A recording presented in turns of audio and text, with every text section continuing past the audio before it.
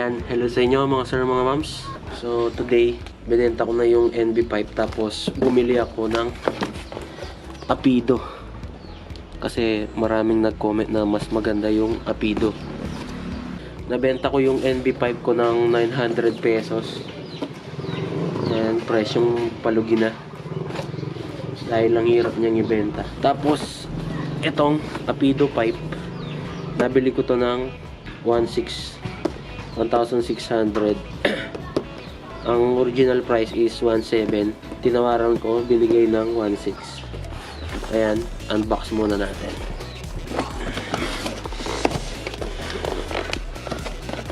Ayan. So, ito yung canister.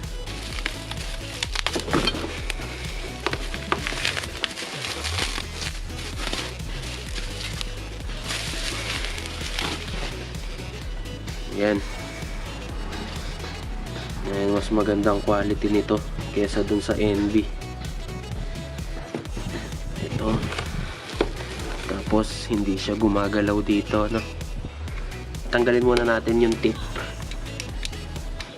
Tignan natin kasi wala tong galaw. Mas maganda yung quality ng Apido kaysa dun sa NB.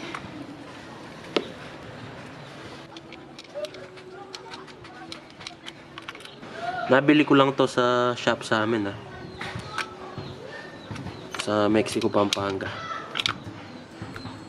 Cholo Motorsports. Kasi yung NB, kakabili ko palang gumagalaw na yun dito. Ayan, meron na siyang bolts para dito. Aparte yung bolts ng tip. Yung NB, tatlo lang yung lagayan ng bolts, kaya gumagalaw yun dito niya. So mas maganda to, hindi na kailangan ng spacer.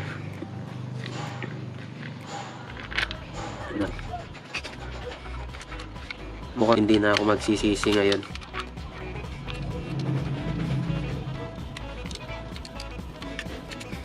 Tapos ito yung elbow.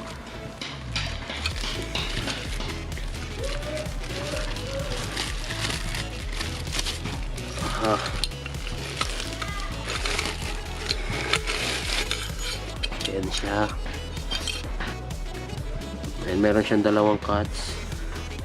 At maganda yung pagkaka-weld. Tapos dito, wala na. Nakabed na lang siya. Kaya iwas putol na rin dito sa part na to. Tapos, clamp type na siya. Hindi siya spring type. And ika-clamp natin ito sa may canister. Ayan. Ito yung dulo.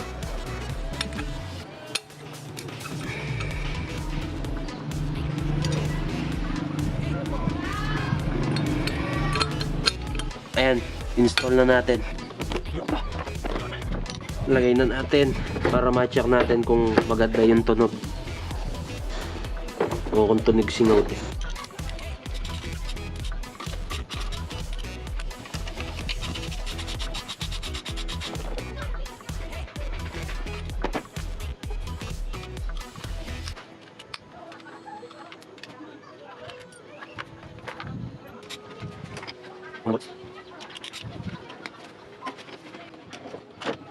Yan, kalawangin na pipe. Tapos ito yung Apido.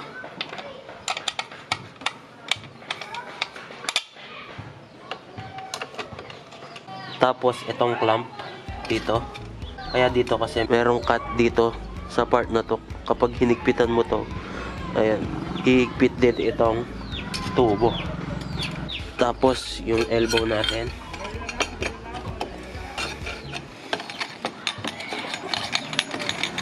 Maganda yung fit niya kasi masikip. So, higpitan muna natin dun sa cylinder head bago natin higpitan dito.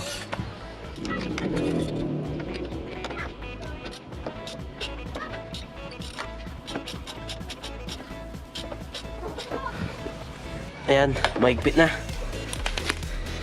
So, pwede na natin higpitan itong clamp. Ayan, 10mm yung bolts.